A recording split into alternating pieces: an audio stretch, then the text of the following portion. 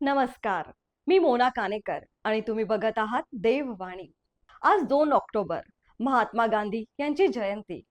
गांधीजी म्हणजे आपले राष्ट्रपिता. गांधीजींनी जगाला 2 संदेश दिले, सत्य आणि अहिंसा.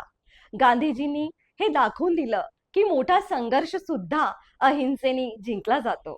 चरखा, खादी, स्वदेशी या तिन्ही गोष्टीतून महात्मा गांधी यांनी भारताला आत्मनिर्भरतेचा संदेश दिला. आज आपण स्वच्छ भारत मोहिमेबद्दल गोष्टी करतो, बोलतो.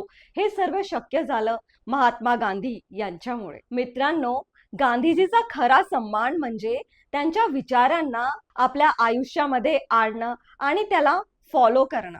चला तर मग आपण या गांधी जयंती निमित्त सर्व मिळून त्यांच्या विचारांना पुढे घेऊन जाऊ.